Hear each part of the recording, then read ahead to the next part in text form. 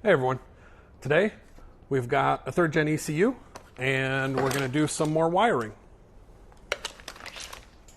Intro. So a little bit of housekeeping. Down in the description you'll find a link to a Discord channel if you want to get involved in the early discussion of some of these videos.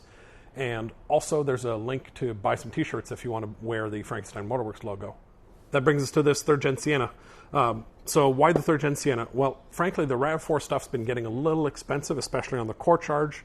And ever since the last video, the harnesses went from hard to get to pretty much impossible to get. So I needed something else. So what I'm holding here is the first Sienna ECU that I think I've de-immobilized. All I've done so far is actually check the fault codes, and I was able to make the TDS, the theft deterrent system faults, disappear.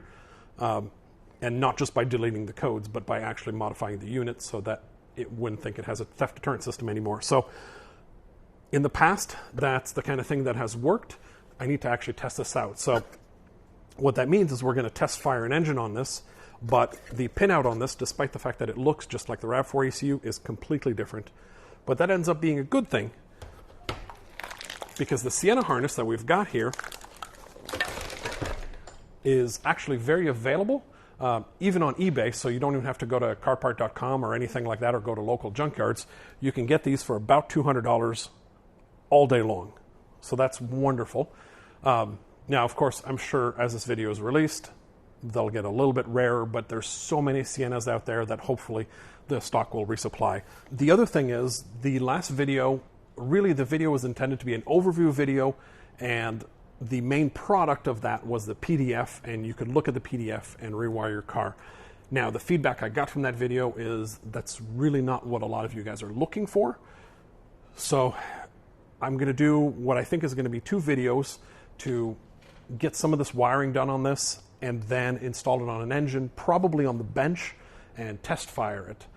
So that's, the firing's not actually going to happen on this video, it's going to happen on the next one. But what we're going to do in this video is we've got these 3 connectors here in the Sienna. This is the chassis integration stuff.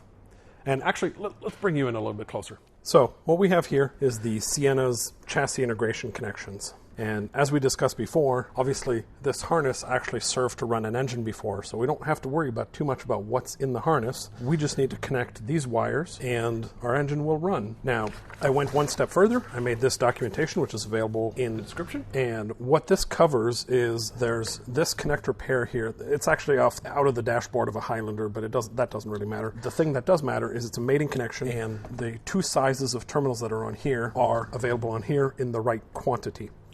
So what we're going to do, since there's no mates available for that, we're going to take these pins with these functions and we're going to convert them over to that connector right there. And that'll allow us to make this Sienna into a universal 2GR swap harness. This isn't MR2 specific yet. The idea is you can take that universal harness, install it in your car, and then do a small patch harness that is specific to your car. And if that patch harness is beyond your skill set, you can even work with somebody like Paul Woods to get it done. So let's hop right into it. We're going to start by removing all of the looming, starting from this plastic connector all the way to the end of the harness. Now, something to note, to remove these terminals, I spent a bit of time ordering all sorts of wire terminal tools because the proper professional ones are rather expensive and I wanted to be able to point you guys to one. But what I ended up finding that was really interesting is I found these ones that are not only adequate, but they've actually become my preferred tools. So there's a link in the description, and these are really nice. And something to note, no matter which tool you're using, these things eventually, they blunt the edge. So before you use them, it's always handy if you just run them across a sharpening stone just a little bit.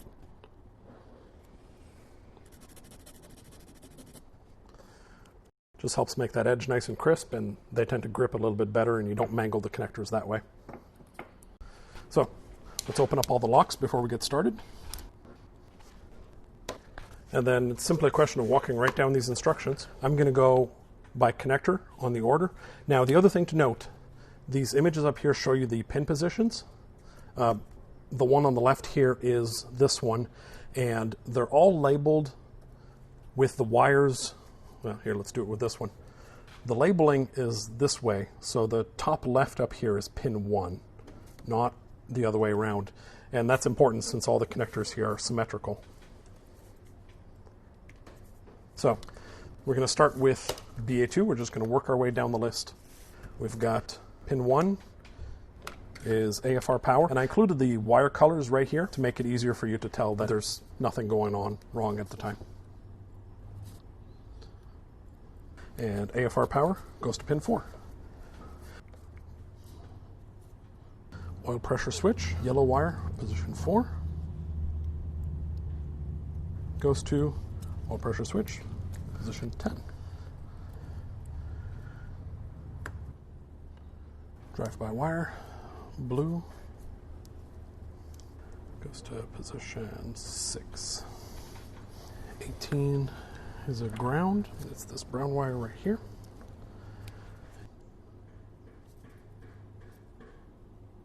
And goes to 11. And by the way, these grounds, a couple things. There's 2 of them, and there's 2 of them here. It doesn't matter which one goes where, but the thing to note, these are not intended to be bolted to the chassis. These are signal grounds. So, for example, if you're using a coolant temperature gauge that has a signal return, this is great to use for that. The other thing that the factory uses this for is the cruise control switch return, since all of the ECU sensors are referenced to the engine itself. So, moving right along. 23 should be white is the alternator charge light. It's this one right here. And that goes to 14. Then the green one right beside it is the battery sense. And that goes to position 15. And MAF power, this black and white one, goes to position 9. Okay. That's it for this connector. Move on to the next one, which is BA3. It's a smaller one. And pin 1, red, is front bank ignition. And that goes to position 2. Then 11 is green, rear bank ignition.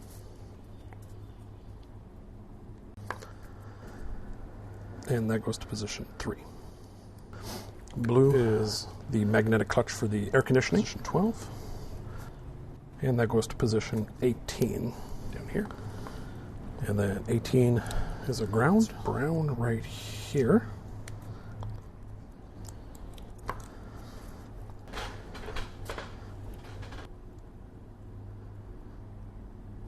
And then 20, which is the one down here, is the fuel injector power.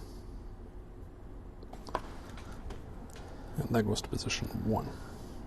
And then that's it for that connector. And on this one, in position 4, is this red wire. That's our signal to turn on the alternator. And that's the only one off of that connector. And that goes to pin 8, which is right up here.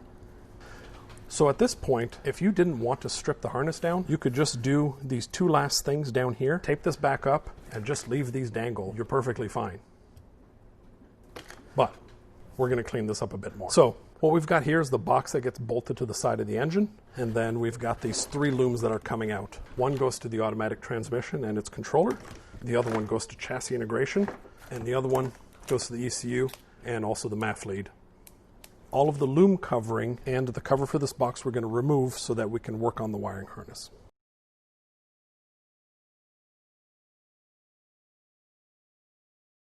All right, so now we're going to take the ECU connector, we're going to send it in one direction. Take the chassis integration stuff, send it in another, and the automatic transmission stuff in another yet. What we're going to do is everything except the connector that we just populated. We're going to depopulate all of these pins. Now, I like keeping these as spares, that's why I depopulate them. There's no reason to keep them for this harness except for this one right here, which we'll get to in a second, so you can just cut these off if you want. I just noticed there's 2 wires here. There shouldn't be 2 wires here. There should only be 1. We missed it in the instruction. It's the starter solenoid. Either way, we haven't cut anything yet, so it's super easy to fix now. So this bottom one right here goes to position 13. There we go. All right, now we're going to depin this stuff. We're going to go ahead and start with the one that we're going to reuse for the coolant temperature sensor. It's position 14 on BA2, but it's the only large pin left. And then this will go right here on the transmission controller. We're going to go ahead and cut that and that wires as long as we need without needing any crimping.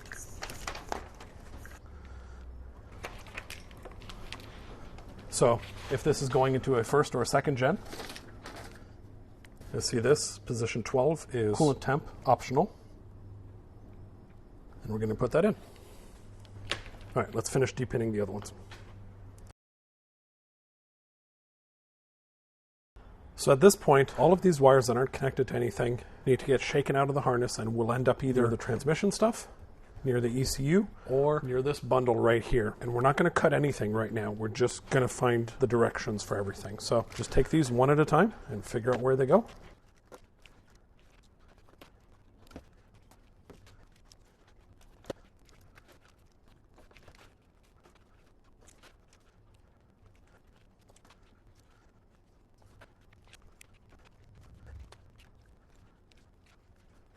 All right, now, a couple things we got to do in here. First, you'll have noticed that there's a red and a white wire that came to these blocks here. This is sensor ground and sensor 5 volts, and the reason there's 2 wires coming out, the evaporative emissions pressure sensor. So we don't need that. We're going to take that off, and we're going to cap these wires using the proper dual wall heat shrink. Next on the list of things to cut, you'll notice on this automatic transmission stuff, it mostly separated, except there's these 6 wires that are actually connected into the harness. Now, most of these are going to the ECU. 2 of these are going into grounds. The 2 grounds we're going to cut and cap just like we did the other ones. And they're both grounds, so we can cap them together. So now all of these other ones, once you untangle them from here, there's 4 more. They go to the ECU. There's no reason to keep them intact. We can go ahead and cut them. That allows us to pull all of this automatic transmission junk out of there. So, see, things just got a lot simpler. And then pull these out to that ECU connector. Now, from that pile that goes there, you see there's this blue one.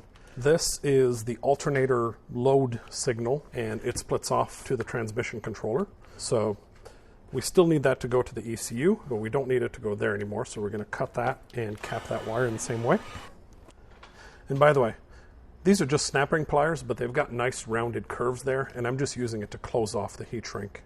You can use anything you want. This leaves a nicer finish, I find, but just regular pliers will work. Now next, we're going to grab a voltmeter, and we're going to grab it in continuity mode. I really like using these thin probes, but a small piece of wire on the end of a regular probe will also work. And we're going to grab the wires that went over here, and we're going to use this as an opportunity before we cut them to confirm that they are indeed what we think they are. And this should all be air conditioning stuff. We kept the 1 wire for air conditioning for the clutch, but the air conditioner compressor on this thing is really fancy and has some extra valving and whatnot. So on the end over here, so you're going to find the alternator power terminal, and then past that is going to be the crank position sensor. And then here you're going to start seeing this connector. So that is air conditioning, this is air conditioning, and this is air conditioning. And then the other wire that some of these things are going for is this is the front secondary oxygen sensor. So if it's on these, we remove it. So we're just going to check. And you can eliminate these by wire color, makes it a lot easier. So for example, this pink one right here should be this pink one right here. And it is. So we're just going to keep going down there. As long as we find the match, we're going to take it and we're going to cut it. Now, the only thing to watch out for is this black and white wire here. That shouldn't match anything in here. If that matches something in here, that's wrong. That black and white wire is mass airflow power and should have ended up on the connector that you're keeping. So once you've confirmed they're on there, you can just reach into the harness as far as you can and just trim them off. And since we're trimming both ends of that off, we don't have to worry about capping those, because if corrosion sets in there, it's not going to affect us. Black and white, and there is a black and white in here that is actually individually going to that pin, so you'll still see one, and it's this one. this is not connected to all the other black and white wires inside the harness.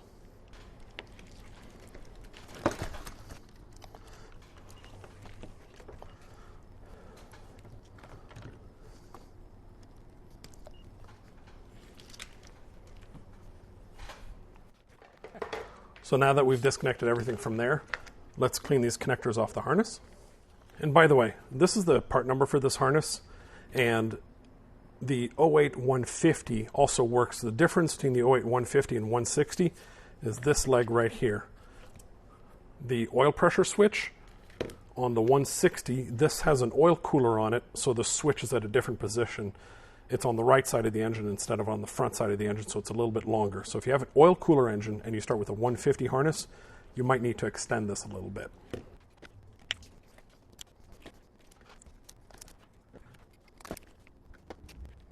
And then on this connector, we're keeping the blue one. That's the AC clutch. Now remember, the ones that went to the oxygen sensor, the brown as well as the black with a white stripe, we want to connect those together. That's going to become our drive position.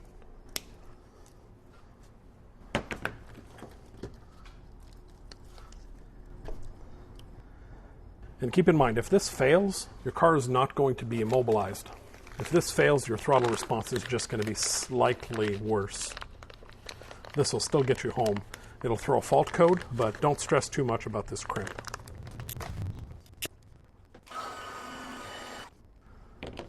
The other one I like to cover is this larger cable here, this coaxial cable, because that is still hooked up to the ECU. It shouldn't matter. The ECU should be protected, but I like to put a cap on that. And then all these other wires, we clipped further up. So there's no need to do anything special about these. Just cut them and leave them there. You can disassemble the rest of the harness if you want to pull it apart, but really that's an awful lot of disassembly for what ends up being 6 wires. I'm not sure I could even justify that with a because race car.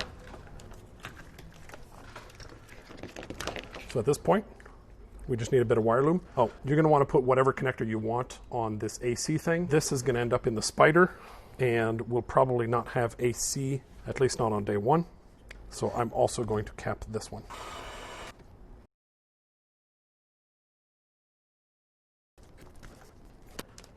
Next, we need to look at the ECU connector. First, we've got this wire here, which is the secondary O2 sensor. It kind of comes into this bundle for a shared shield. So we need to open this up a little bit. Find the shield wire, cut that off.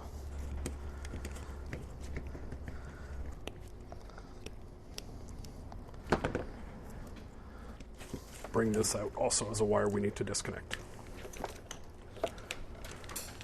Now, since we're done in here, we're going to tape this up before we forget this area. All right, let me zoom you in a bit and let's take care of that connector. So now with this connector, we want to remove all of these unused wires. And if you wanted to, you could just clip them and cap them like we did with some of the other wires. Personally, I think removing them is a little bit cleaner. To remove them, you open it up, then push on the white bar until you can see the white bar come out here. Push it all the way. It doesn't take much force. And then this will feel like you're about to break it, but just kind of get in here underneath that, kind of pry it up and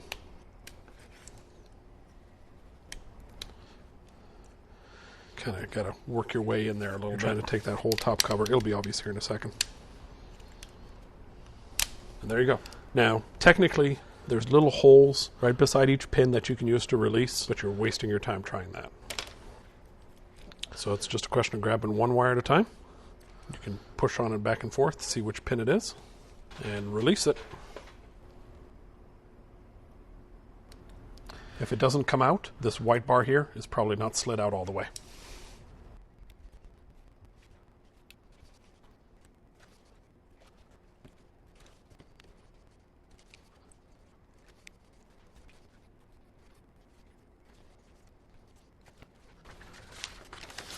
And now we look at the instruction sheet right here, and it says move position 113 to position 27. And it should be a brown wire.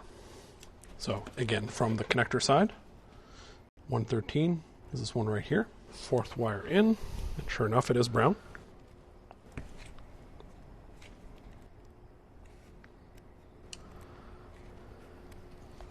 There you go. And should go to position 27, which is this one right here. And there you go. You can see the copper colored one right up here now. And now the next step is optional if it's going to be mounted inside of a cabin. But you see these little holes? You can fill them with this part number here. And since this is going to go into an MR2 Spider, I will fill them because the engine in there is mounted in the engine bay. We need 11 little ones and 2 big ones.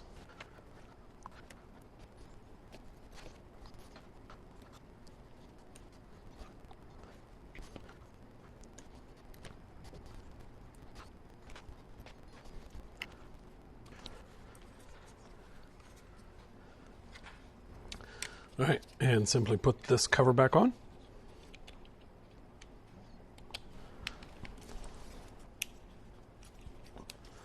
And then push the lock back over, and we're done. Now if we look at this, we now have a much simpler harness. It's time to start looming this up, and then we'll be good. And by the way, there's a link in the description to this stuff. This is that cloth tape that you were seeing when you were removing a lot of this. If you want to put it back in, you can really use regular electric tape in most places, but around here where there's zip ties on top of it, and here where, again, there's a zip tie on top of it, you really want to use this stuff. If you don't have this stuff, just use extra thick layers of regular tape and it should be fine. So what we're going to do, we're going to start from the new end that we put on it, every foot or so. Just going to give it a wrap, and next thing you know, this thing will look all clean.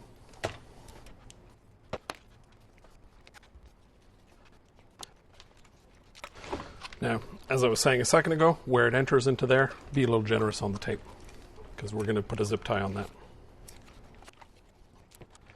Now it's time to deal with the coolant. We've got this extra wire here.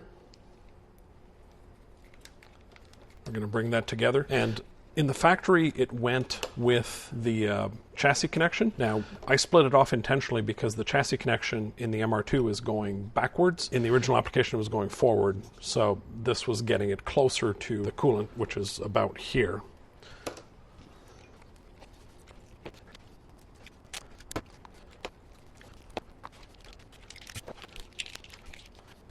Now, there's a connector you can put on here, and the link is going to be in the description. I'm going to ultimately use this thing in an MR2 Spider, so I'm going to leave this here for now.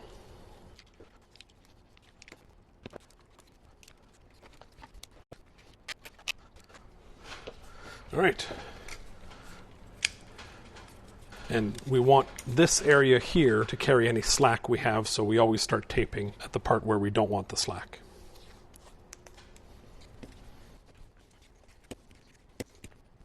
And this cover, you put the hooks on the back and then just snaps in on the front. There we go, and a zip tie.